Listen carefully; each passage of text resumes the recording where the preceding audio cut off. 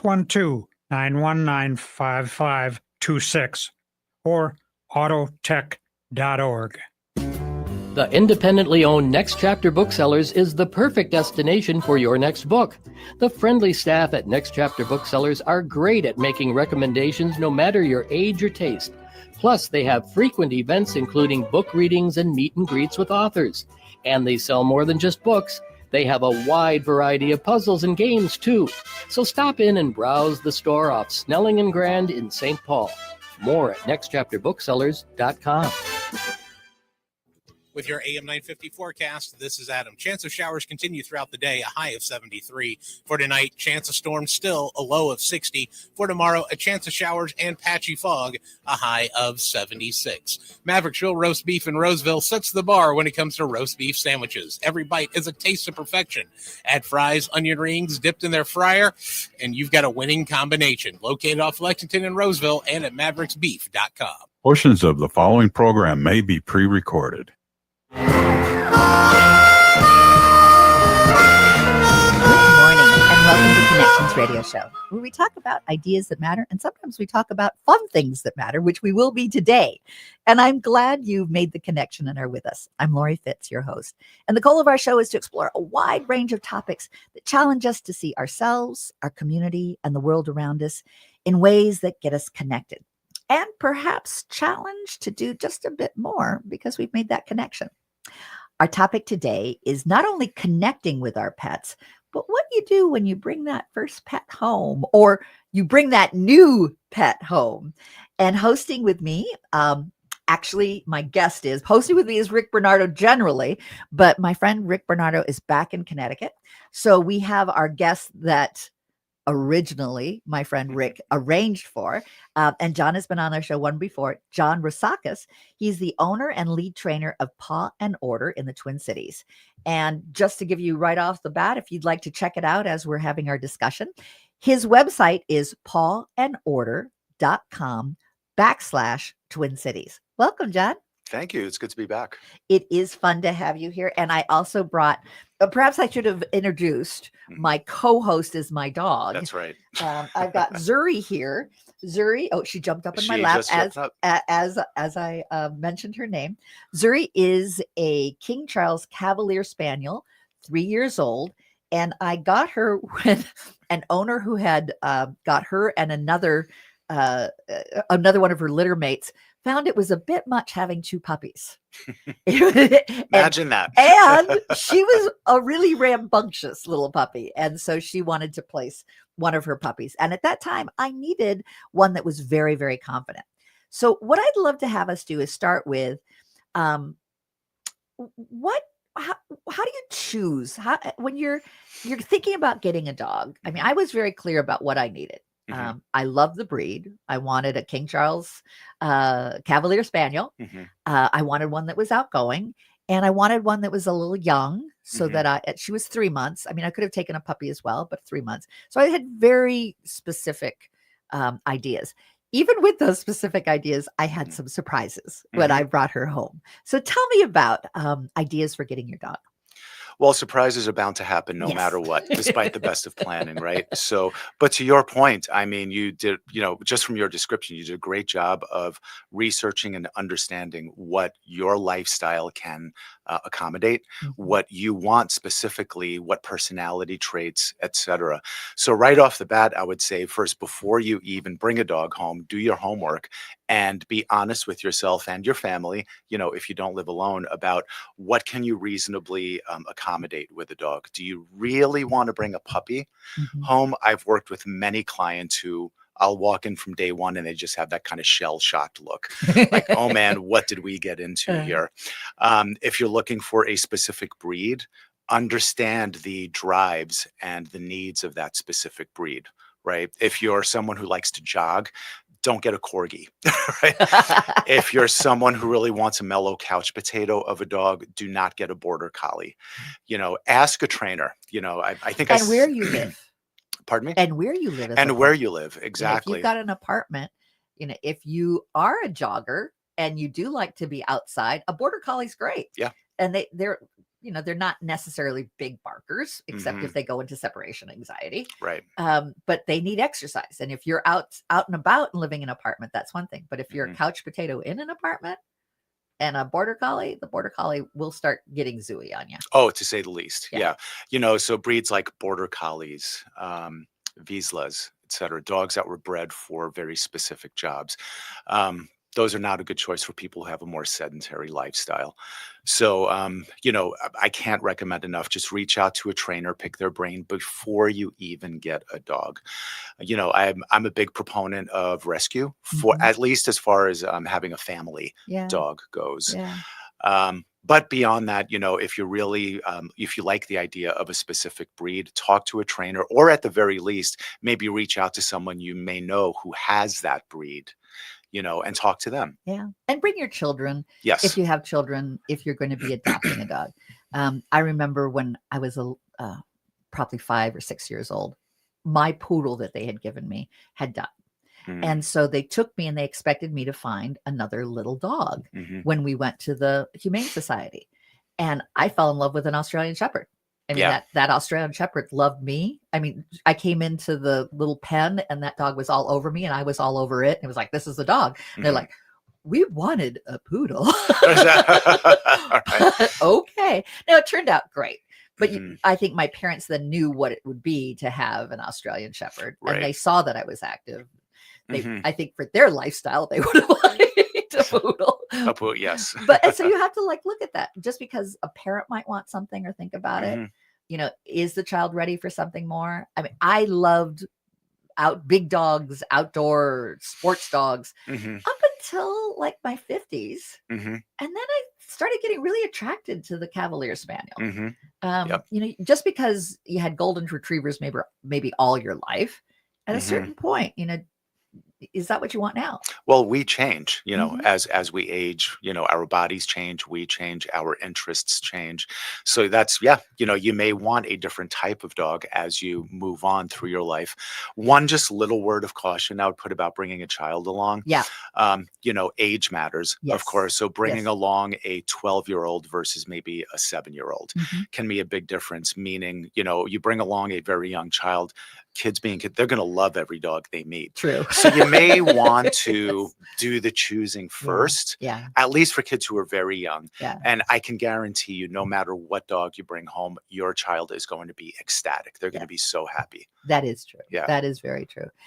And it's not so true for getting something maybe for your mother who's retiring. Exactly. It's not really fair to go out and get a dog and a puppy. And I've known people that, I want to get my mom a puppy. She needs a puppy now that she's retired. And Right. She's like, no, I retired so that I could travel. Exactly.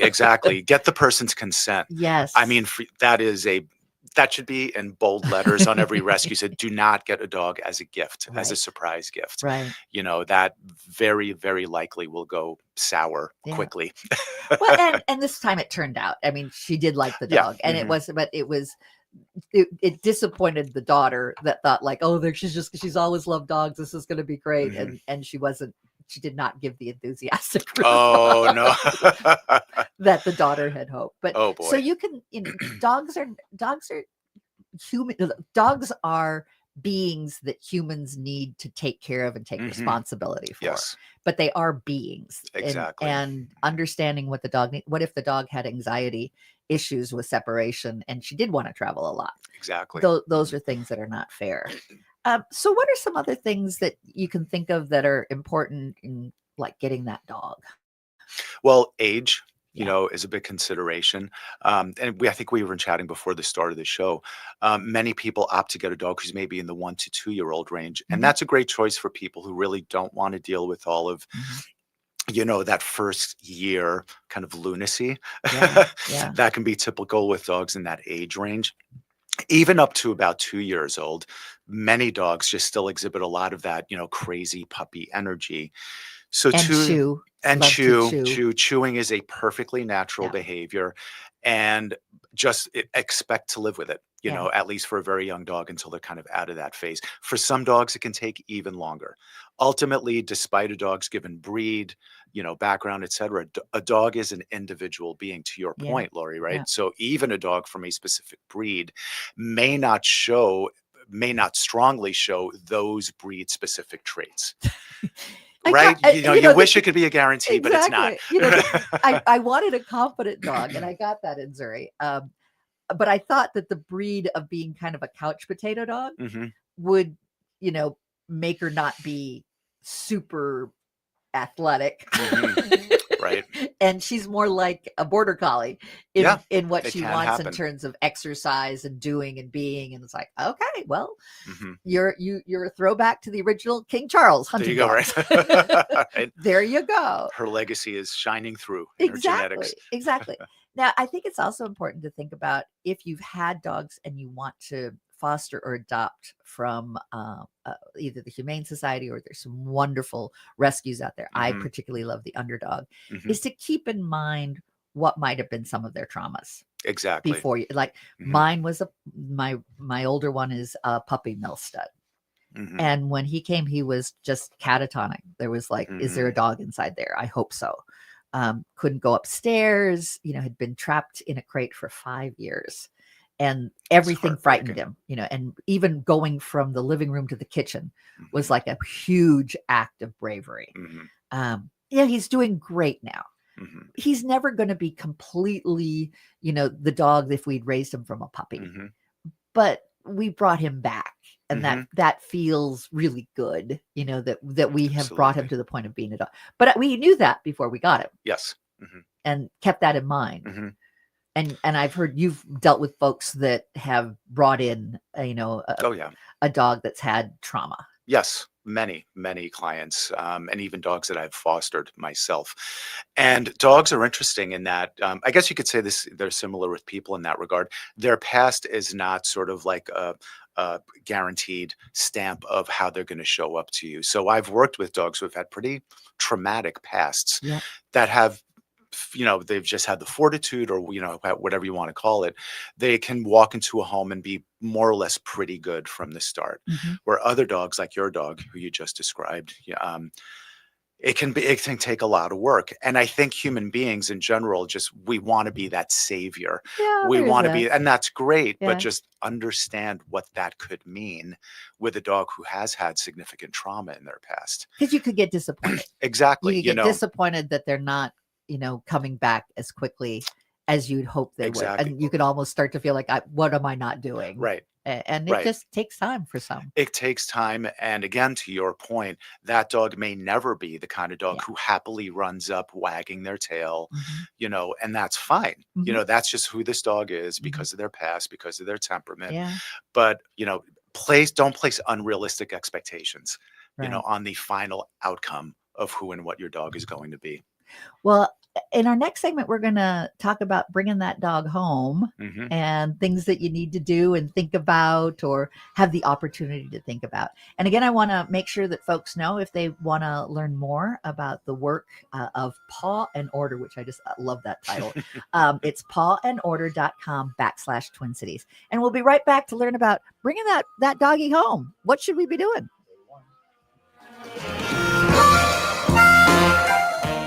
End-of-life decisions are not easy to make. Hi, I'm Mary T. of Mary T. Hospice Care. It's important to make sure that this difficult time is meaningful and comforting to you and your loved ones.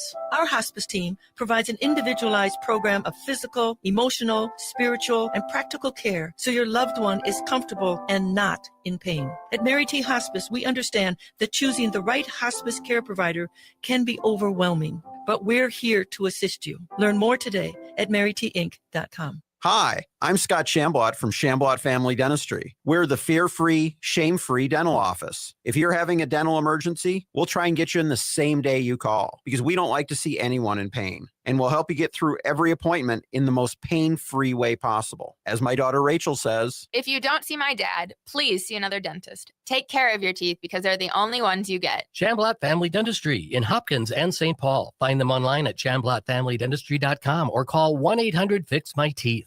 When was the last time you had your roof inspected for extreme weather and hail damage? This is Chad, owner of AM 950, to talk about the exterior construction company I trust, Snap Construction. If you've noticed new roofing projects in your neighborhood, your home was likely hit by hail last summer and experienced damage. Snap Construction is helping homeowners like you, and they're the roofing specialists I trust. They are the most well-reviewed contractor in the Twin Cities and have a ton of positive customer reviews from homeowners just like you. Even better, Snap Construction's installations are backed by a lifetime warranty, so you know you're dealing with a qualified roofing expert. You want to work with a company that will be here for a long time after the work is done. Snap Construction has handled thousands of claims and will help you through the process. Do yourself a favor and get a free roofing inspection so you have the facts and peace of mind you deserve. Call Snap Construction today at 612-333-SNAP. That's 612-333-SNAP, or visit snapconstruction.com. The Park Tavern in St. Louis Park is the perfect place for fun. Their bowling lanes are a blast. Their full menu is amazing. Burgers, tacos, wings, sliders, pizza, dinners, and more. Or try their weekend breakfast menu. Enjoy all the games on their numerous TVs while enjoying their drink menu and happy hour specials. And the patio is open to enjoy the warmer months. And even when it's not too warm, they've got heaters and curtains. On Louisiana Avenue, north of Highway 7 in St. Louis Park, your next get-together with friends or family will be great at the Park Tavern. Attention event planners and festival organizers. This is Frank Brown from Minuteman Press Uptown, your union print shop partner for your next event. We're here to check items off your list and make your event the talk of the town. From stunning banners and eye-catching signage to programs, tickets, and name badges, we print everything. Get promotional products at prices that let you load up on merch and fill those swag bags. Make your event unforgettable with Minuteman Uptown. Visit us at mpuptown.com. Connections Radio Show, where we talk about things that matter. And you may have guessed, dogs matter to me. And I have Really? Yes, I have a delight. Well, horses, dogs, cats. I have a little farm. You know, animals mean a lot to me. And I've appreciated your insights, John. We have John Rasakis, who is the owner and lead trainer for Paw and Order here in the Twin Cities. To learn more about him, you can go to pawandorder.com, Twin Cities. But he's really insightful and very in tune with working with the owner and the dog. It's not just about training the dog. I kind of think of it as training the dog family. That's a great way to look at it, actually. I like that. I'm going to use that. Oh, good. I like Please that. because it's more than just the dog. It's the family. And in our last segment, we talked about ideas. So if you're thinking about getting a dog, I hope some of those ideas were helpful for you to make your connection to the dog that is going to be the one you take home. But when you do take home that dog, tell me about the first day. Day one, fun for everyone. So I'd say just sort of some ground rules. I think regardless of where the dog came from, dogs typically are just going to need some time to just settle in, right? So day one, maybe even the first couple or 3 days, you just want to teach your dog the very basics of where they are now, right?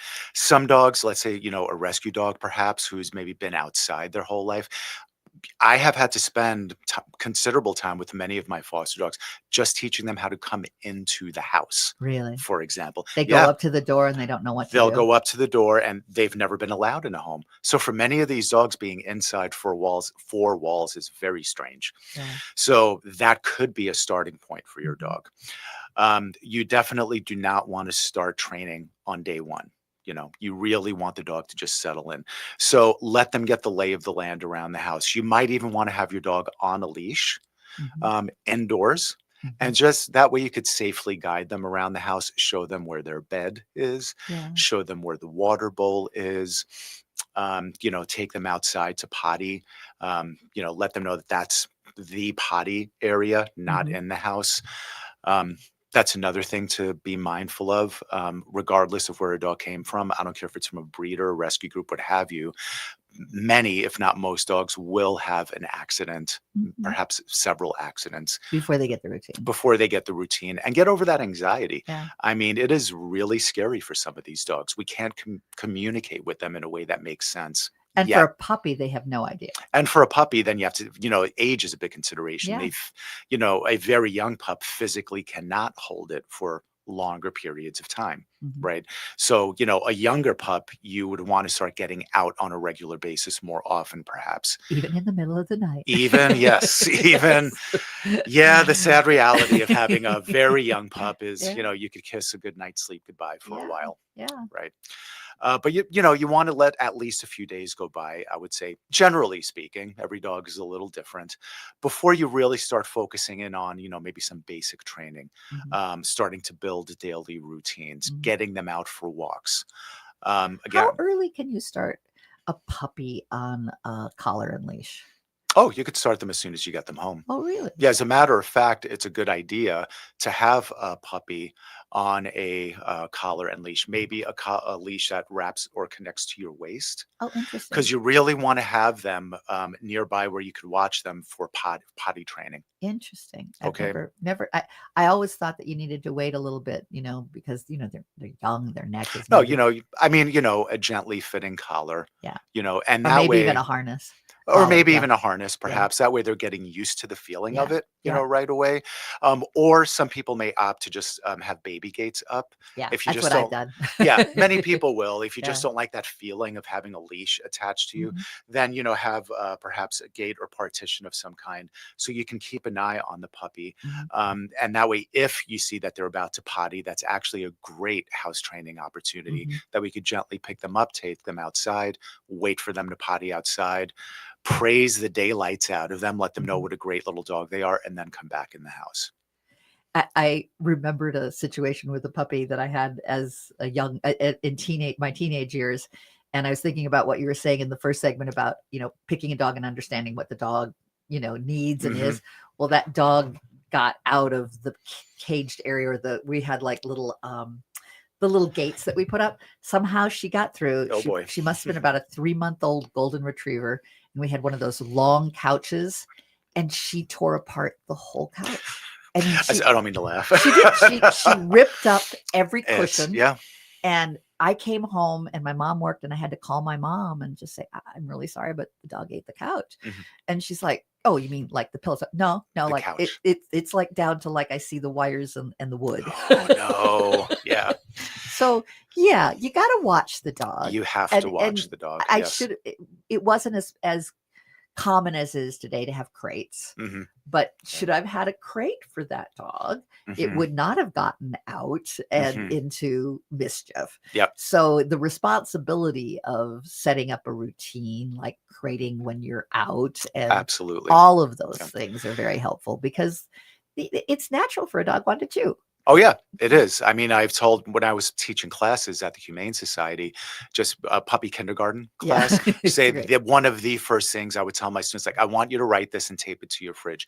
Everything is a chew toy. Yes. It's in a puppy's mind. It Yes, is, and yes. they are just doing what they're naturally meant to do. And I don't know how they know it, but they always know your favorite shoes. Oh yeah, It's not just any shoe. right? I don't know if like you feel Right. happy in your shoe and you've got a certain smell because Right. you're wearing your That favorite smells just shoe. a little A different. little different, Yeah. but all of my puppies always knew my favorite shoe to Right. completely chew apart. That shoe tastes really happy. Yes, I'm happy. and it was always, of course, the most expensive shoe. Of course. Yeah, yeah. Of course. Yeah. And But you bring up a good. I'm sorry. I didn't no, mean to- no. But crate training. Yes. Thank you for reminding me. I think that is super important. And there are, especially people who maybe have not had a dog before, they can have some very ambivalent feelings about a crate. Mhm. One of the most useful and important training tools up front, at least, right? Your dog may not, down the road, they may end up not really needing or wanting to be in a crate, and Mhm. that's fine. But in the beginning, at least, especially for a puppy, it's really crucial for house training. Mhm. Many dogs will like having a place that they could just escape to Yeah. and just hang out in. So even after your dog is reliably house trained, even after they've learned that everything is not a chew toy, I like the idea of having a crate up, just even with the gate off. Yeah. For example, just a go-to spot for your dog is And I really have- nice. I have that. And it's interesting because you sometimes take your human feelings and put them on a dog's Yeah. feeling. And Yeah. so you think, oh, you don't want to trap them. You Mhm. don't want them. And you would think a dog that was 5 years in a puppy mill would not want to ever see a crate again. Mm, However, quite those the opposite. 5 years, that's what they knew. That was their normal. So in my office, and my dogs are with me in my office, I always have the door open. Most of the time, Bozzie's on the bed, the one that's a rescue, and like to just, sit on the bed and watch me do my office work. But there's a lot of times he wants to go in that crate and he cuddles up with his blanket and he's happy. I think he's happy that he can get in and out. Yes. But we can't impose like, oh, a crate looks terrible. My father was always like, crates are terrible. I don't think so. No, not at all. It's almost like their little cave. It is, and ultimately, like many things, it's really kind of up to the dog. Yeah. Pay attention to your dog. And some people just prefer having their dog crated throughout their lives when they're not home, and that's fine. You just want to make sure the crate is, big enough and spacious enough that it's, appropriate enough for your dog to be able to get up and move around easily. I have a huge crate for the two of them, and the door's always open. And so that if they get scared, they can go. They can just go in on their own. Yeah. I have the same setup at my house for my younger female dog, who's very frightened of thunder, fireworks, any sudden loud noises. And I've trained her. I call it her box. Yeah. So last night, for example, we had some thunder rolling through Minneapolis, and sure enough, Patsy, she got up off the couch. My husband and I were watching something on TV, took herself to her box, and that's. I'm going to self-care now. Exactly. And I was really happy to see like this is working, but some dogs just don't want a crate. So what I always suggest with my clients is sort of my 2 criteria. As long as your dog is reliably house trained, and as long as they're not destructive, they're fine not being crated. Yeah. Maybe a happy medium could be just isolating them in a room, maybe the kitchen, maybe a mud room if you have it. Kitchen, I don't recommend based on my own past experience of the dog getting out of the kitchen. So, no, but it can be anywhere that you have a secure gate. Yes. But with that, we should go to our commercials. But before we do, I want to just let the audience know that our next is looking at routines. We've started to talk about routines, but in our next segment, we'll be doing a deeper dive with how much of, and if you're hearing a shaking sound, that is Zuri telling me to hurry up and get to the next segment. So we'll be right back. And thank you for staying with us. Hey, it's Tom. There's a war being waged on clean energy. A bill in Congress could eliminate the 30% federal tax credit for solar by the end of 2025. And once it's gone, it may never come back. Fossil fuel giants and their MAGA friends in Washington want to kill green energy. But you can fight back. Going solar with All Energy Solar isn't just smart, it's a form of resistance. You choose where your money goes, not to utility companies, not to fossil fuel billionaires, but toward clean, renewable power for your home. A system from All Energy Solar works in Minnesota year-round because it runs on sunlight, not heat. So even in the dead of winter, you're generating electricity. And All Energy Solar helps you save with every rebate and incentive available. This is the moment to act. Waiting means risking with this tax credit and giving the upper hand to MAGA Republicans. So get your free consultation today at allenergysolar.com and take back your power.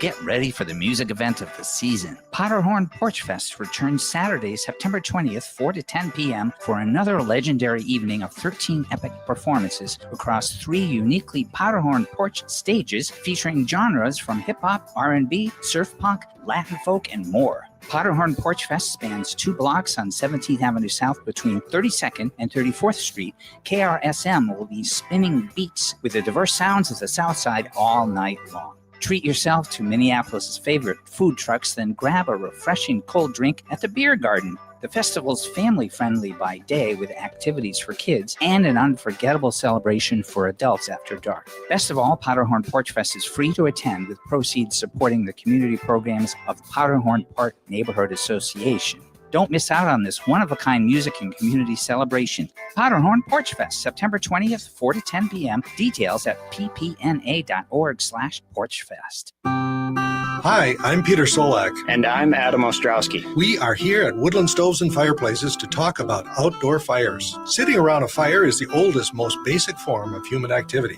What's new is in the way fire is burned. We can show you how to burn cleaner with a lot less smoke. The radiant heat and light from an open fire is unmatched. It kindles our spirits and connects us to the outdoors. And now it's easier to experience and enjoy.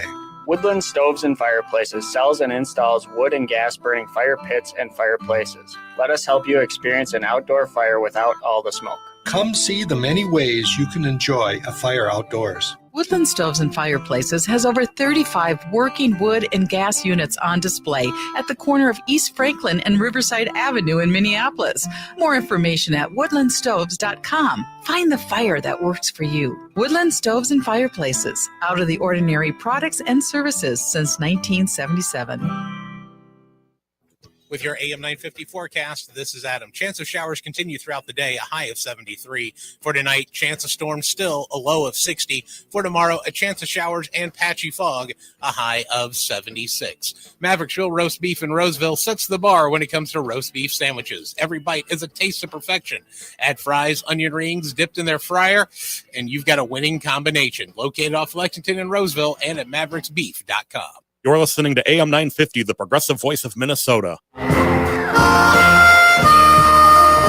Connections Radio Show, where we talk about ideas that matter, and of course relationships that matter. And we've got we're talking about dogs today, not only how we connect with our pets, but also dealing with a new pet in your home and some things to think about. And we brought back our friend John Rosakis, who is the owner and lead trainer of Paw and Order in the Twin Cities. And to learn more about the work that he does, you can go to pawandorder.com/Twin Cities. So we've talked about looking at what kind of dog you may want. Mm-hmm. And we talked about what happens on those first days in bringing the new dog into your home. Mm-hmm. And now we're going to talk about setting a routine. I know my dogs love schedules. Mm-hmm. They thrive on Yes. schedules. New things are not terribly exciting to them. Mm-hmm. They like to depend. So tell me about, how do we start figuring out what's a routine that we can best do with our life Mm-hmm. that's going to best support a dog's happiness? Because Mhm. I think they're genuinely more happy with a routine. Absolutely. Yeah. Dogs, unlike a lot of people, don't like big surprises generally. Yeah. They like sameness. They like routine. They like schedules. So right off the bat, let's look at some of the most basic things you need to have under your belt, under control with having a dog in the house. House training, start getting them out on a regular basis. So when, like, the first couple of days you have a dog with you at home, don't worry so much about, doing it every 2 hours or every 4 hours. Maybe get the dog every so often, let's say. Just get them into the routine of going out where they're supposed to go potty. I would And say, making it kind of fun. and making it fun, throw a little party for them every time they party outside in the right spot. The big mistake some people will make sometimes when they're house training, just as a quick aside here, you don't want to stand by the door and let your dog go out and then praise them when they come back in the house. Then all they're learning is they're getting rewarded for coming back in the house. They're not making the connection with pottying outside. So go outside with your dog. I laugh only because I did make that mistake with Zuri. Yeah. At one point, I was giving her really great treats when she came in. Yeah. So then she figured out, oh, if I just go out for a moment and I come back in, exactly. I Yeah. will get that really fantastic Yeah. treat. And I'm like, no, that wasn't what we set up here. Exactly. But in her mind, it's exactly what you Yes. set up, right? And I set it up for her to believe that too, Mhm. because I waited at the door. She came in. When she came trotting in, got a great treat. Right. So she learned very Kind early. of skipped over the potty Yeah. part. She learned very early how to train me. Yes, exactly. So, potty training right off the bat, start getting them on some kind of routine to start. I'd say, and this can vary, of course, dog to dog, but maybe after a couple or a few days, you could start establishing a more regular schedule. Like, as soon as you get up, let them out. Then after they eat, they go out right away again. Then maybe a midday potty break, et cetera, et cetera. Also, crate training, like we talked about before the break. Introduce the crate to your dog immediately. Simple games, even just throwing treats into the crate. Some dogs will take to a crate immediately, kind of like what you were saying with your rescue dog. Other dogs might be more suspicious. Other dogs may outrightly dislike their crate altogether. So there are different challenges. But generally speaking, you want to make the crate as, if not at least neutral, a really fun and rewarding place for your dog to be in. One crate game I really like doing, there's several I really like. But if you have a blanket in the crate, you can hide treats inside the Ah, blanket. nice idea. So that way your dog is actually going in there And having kinda a like little adventure. a little adventure, kind of like without thinking about it. Yeah. You will get that occasional dog who's a stinker and will stick their head in and grab the blanket and drag it out. But for dogs where this trick works, it works really well because they're in the crate, Yeah. having a blast, making a positive association with it. Nice. You could feed them in the crate, Yeah, you know, that at makes least to sense. start. Play games of fetch going in and outside of the crate. Build, you know, these are just simple ways that you could introduce and build up a dog's trust and tolerance of the crate being actually a really good, positive place to go to. One of the things that I do is when I travel Mhm. and my husband works, I have neighbors who are willing to do this. Nice. I take Mhm. the crate to their house. So even though they're in the neighbor's home, Mhm. they have their crate Exactly. and they love that. You Yes. know, and I've got thank you neighbors. I love my neighbors. They're very kind and very generous and taking care of the dogs and the horses while I'm gone. But that kind of like association with something that's theirs and it's their territory too, I think helps them while Absolutely. I'm not there and that they're in another Yes. house. Absolutely. And if they don't, if we're not like on a vacation and we're gone, they'll come at 10 o'clock and 2 o'clock and they keep up the routine Love it. so that the dogs are like, oh yeah, there's even though mom's gone, Mhm. the same 10 and 2 is being honored. And that's so important. Like, you know, we mentioned how routine is so important with Mhm. dogs. It's kind of like if you're able to take, let's say you have a child who's maybe afraid of doing sleepovers, you Mhm. know, it's Yeah. almost like you're able to take their room and plop it in the new Exactly. person's house, Exactly. right? Like, all right, here's your safe spot. Yeah. Now you're okay. Now you can just retreat to that whenever you need to. I also think that sometimes people don't, she's shaking in agreement, I think. People don't understand that they are like children. We kid and say they're like children, Right. but they really are. In many ways, yeah. And not Mhm. just like, oh, because I love them so much. Mhm. The same things that you would do in treating a 3-year-old child, a Exactly. toddler. Mhm. Keep that in mind for what you need to be thinking about for how you give reassurance, how you give discipline, how you want to Exactly. keep them from getting hurt. I mean, Exactly. Mhm. we are responsible. Mhm. And I think most dogs are probably the cognitive level of a 3 to 5-year-old. Mhm. And keeping that in mind, and they can't communicate, although you can notice certain things that they Right. do that are trying to communicate. They can't verbally communicate like Exactly. a 3 to 5-year-old. Mhm. But they need that kind of care and concern. Absolutely. Absolutely. And that's a good point as well, is introducing just very basic ways to communicate with the dog when they come in your home. You could even start with their name, perhaps, you know, give the dog a new name, the name game. It's great. All you're doing is saying the dog's name. And when they look at you, even briefly, you're marking and rewarding that. So, hey, you know, Fido. You get a brief eye glance. Yes, here you go. You know, helping them. Yes, of course, they're learning their name, but they're also learning to sort of connect with you. Yeah. They're yeah. learning your tone of voice. They're learning being in close proximity to you, and that's a good thing. Yeah, and changing their name. I did change Zuri's name. Her name was Cleo. I understand now. She is kind of a Cleopatra. Okay. It's like, now I get why your name is Cleo.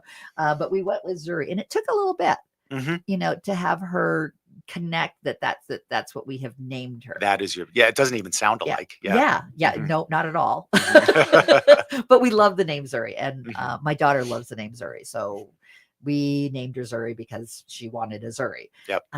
And Boswell, he didn't.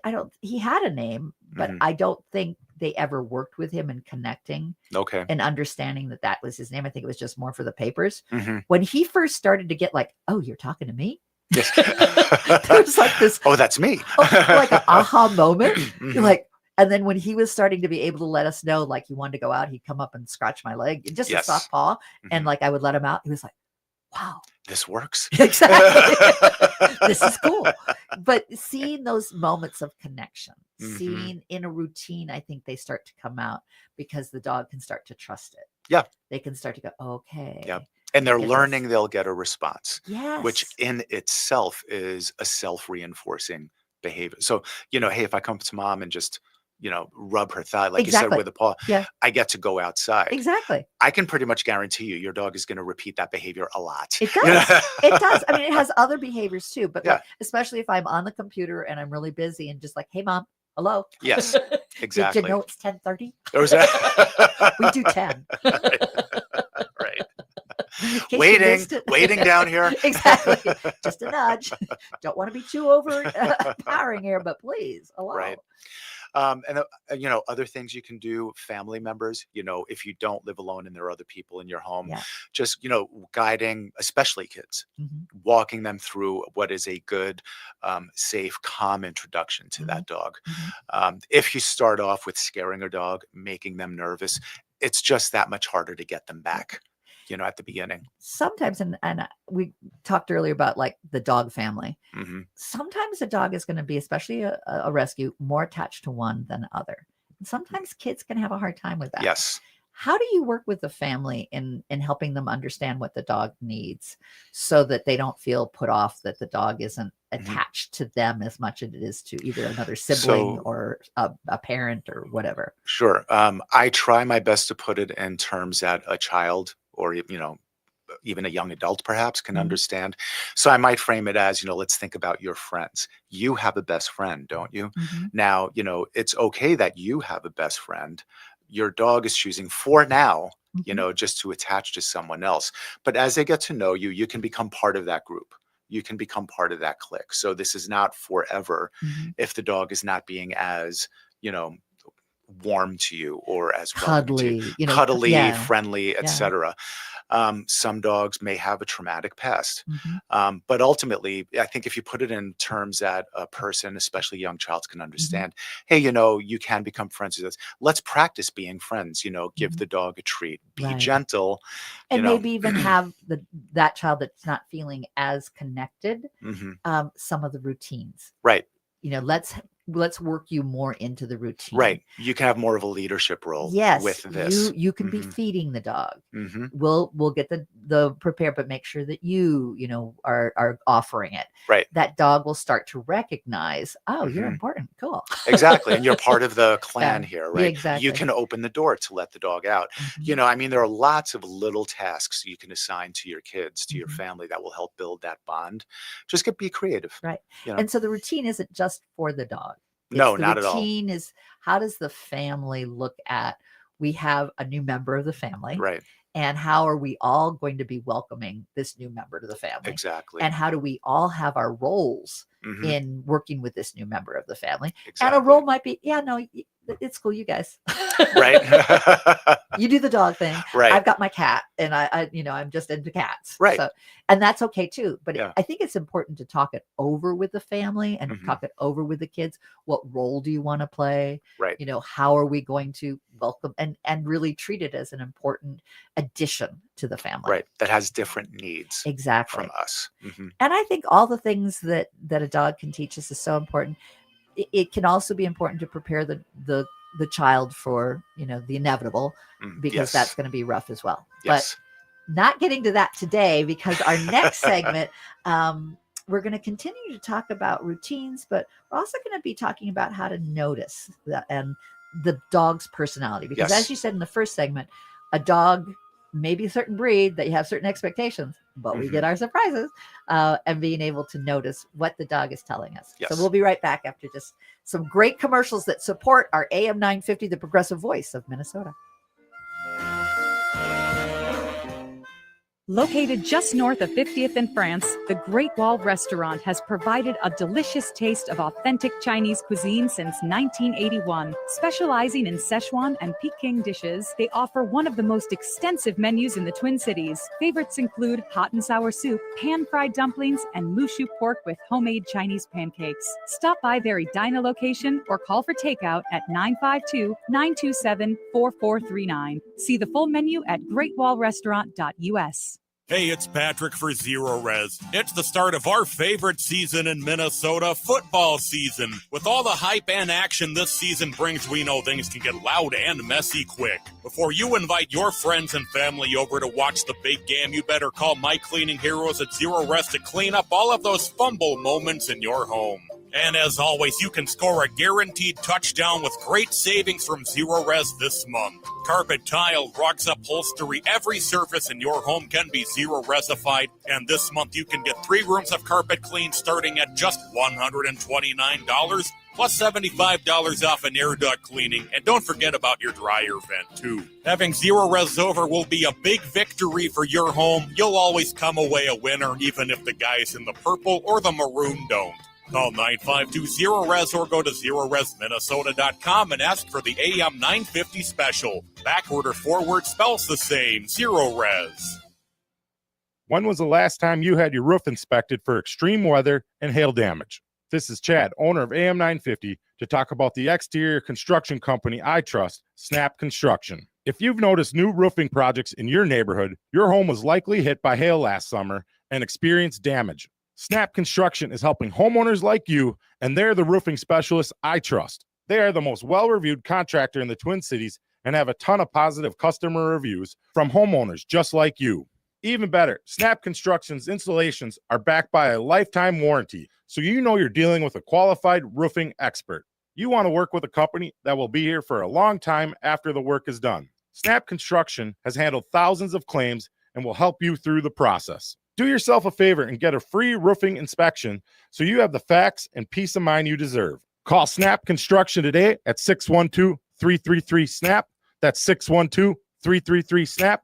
Or visit snapconstruction.com. This is Mitch, owner of Junk Masters. Feeling overwhelmed by clutter? Spring's the perfect time to reclaim your space and peace of mind. Renting a dumpster is costly, and it all ends up in the landfill. Just show us what goes. We give usable items a second life by donating them. No calling all over town trying to figure out who takes what. We do the legwork for you. Easy, cost-effective, and local. There's no obligation. Visit junkmastersmn.com today.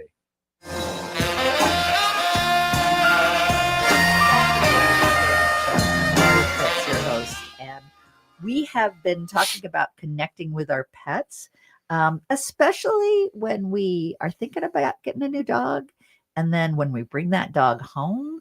And then over time, what are some of the routines that we can get started for our family? And then it's how do we get to really know the dog? Because each dog has its own very distinct personality. Mm-hmm. And I know you have some suggestions for us to be thinking about. Yes. And this is, excuse me, I should introduce you. We do that I sort of forget that this is a new segment.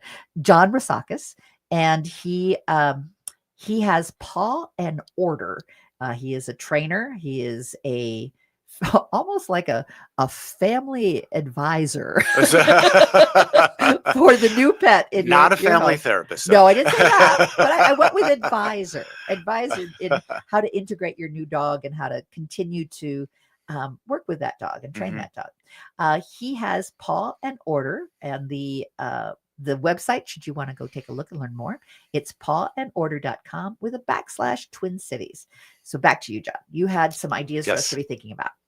So getting to know, who and what your dog is. And, we've touched on this a little bit previously, but whether your dog is a pure breed, a mixed breed, what have you, your dog is going to be an individual. At the end of the day, your dog is your dog, right? So there's actually a book that I highly recommend, whether you're currently a dog owner, thinking of getting a dog, seasoned dog owner. It's called Meet Your Dog, MEET, Meet Your Dog. How do you do? Right. The author is Kim Brophy, is her name. She's an ethologist. And these are people who observe all wild animals, in their natural environments. She's done a lot of great work with dogs. This is not a training book. Basically, there's a lot I could say about it, and we have limited time. Basically, it talks about really understanding what a dog is from the ground up, because there are lots of different things that affect your dogs. Their environment, genetics are huge. Genetics are huge when it comes to dog behavior, but also their environment, learning, what they've learned in the past, what they continue to learn, and their self. Dogs have a personality. So all of those things are in a constant interplay to, culminate in the product. Let's say that is your dog. I'll give you a quick example. My female dog, her name is Patsy. She is 50% German Shepherd, 20% American Staffordshire Terrier, 20% Pit Bull, 6% Retriever, and 4% a hobgob of other stuff, right? Personality wise, she is a retriever. Even I though love that, Bug. right? Oh, she's a great dog. I mean, she's got a lot of energy, Uh-huh. but she's very much a retriever in her personality, the things that she seeks. I've had her in Frisbee League. I've had her in dock diving. Wow. She's an active dog. Uh-huh. But the point is, many of these traits are really much more specific to a retriever Uh-huh. than they are to any of the other genetic traits that should be popping up that is so much more prevalent in her DNA. Why did that happen? How did that happen? Who knows? I don't know. Well, This is who she is. When I think about, I mean, even child psychology, they talk about nature nurture. You know, Yes. how Mhm. much is the natural DNA genetics, and how Mhm. much is the influence of the family, the parents, and the nurturing that the child gets? Yep. I have to believe that maybe your dog sensed that it would be fun to play with Yeah. you. And Yeah. that you may have in the nurturing also brought out more of the retriever in her. Oh, and, yeah. and Mhm. and since this was a great thing between you. Mhm. And I have to believe that the nurture does play a role. Oh, absolutely. And I do think that dogs love to please. Absolutely. I mean, it's a constant interplay Yes. between nature and nurture. I don't think one is any more or less important than Right. the other. But dogs, like people, I mean, we are born into this world with a set of blueprints, right? So, let's just take me, for example. I could never be an accountant, for example. Me and math just do not get along. No amount of nurturing is going to change that. Yeah. That's just not my inclination. Mhm. I'll never be an engineer. Uh-huh. Right? For example, dogs are the same way. They are born into this world with a set of blueprints. And if you have a pure breed dog, it's much more likely you're going to get this particular set of blueprints. But that's not even a guarantee. Yeah. There are border collies out there. I guarantee you, border collies out there who have zero interest in herding. Hard to believe, but Right? yes. It is entirely It can possible, and happen, it does yeah. happen. There are German shepherds who have zero interest in being guardians, for example, and it can go on and on. But to your point about coming into this world, they did twin studies for many years. Mhm. Twins separated at birth, and weird coincidences. Right. I mean, marrying someone with the same name, having the same favorite sport, Yep. same type of sense of humor. Yeah. It was amazing how much was nature. It is, isn't it? My Yeah. husband is an identical twin. Ah. So I hear this and I see it a lot Uh-huh. between him and his identical twin brother. It's striking. It's spooky almost. Yes. 'Cause- On top of the fact that they're identical Uh-huh. physically. Right. And, But and, yeah. and that's a lot like a dog breed, Yeah. right? Mhm. And I'm not saying Right. no disparaging comments Hey, you're about talking twins. to a dog Yeah, trainer good, here. good, good, good. It's So, a compliment. but yeah, that dogs have like like you said, a blueprint. Yeah. And to honor that, know how that's going to work for your family. Right. Know how that works for you, Mhm. and know how it works for the dog. Right. And it's almost like we get an edge by knowing a little bit about the Oh, breed absolutely. and being able to then Mhm. notice what might be not exactly in the breed too. And in this day and age, we have DNA testing, Yeah. which can be really helpful and just, it's part of the puzzle of decoding your dog. Mhm. But ultimately, it really is just a matter of getting to know the dog right in front of you. What makes you tick? Yeah. What are you interested in? What are things that I can do to engage you Mhm. and give you the stimulation and the training you need that we both need Yeah. to be able to peacefully coexist happily? I have two King Charles Cavalier Spaniels. Mhm. One is very food motivated. The little one that was in the puppy mill loves his food, Mhm. and no matter what's in front of him, he'll eat it. Yep. Now this one, Zuri, is like, I need variety. I'm sorry, you fed this to me yesterday. I'm sorry, I don't like Not it. quite the texture I want today. Exactly, and my tummy hurts. Love me anyway. Yes. So we eventually went with Farmer's Dog, and she loves it now. But she literally could not live with just, the same food every day. She trained you She very did. well. She does that very well. Well, we really appreciate you being here today and I sharing really with us your enjoy it. insights and letting me bring Zuri to be, part of the show was great fun. It was a great start to my Saturday. Thank you. Absolutely. And again, I want to just share pawandorder.com/Twin Cities. Thank you. Have a great day. Get ready for the music event of the season. Potterhorn Porch Fest returns Saturday, September 20th.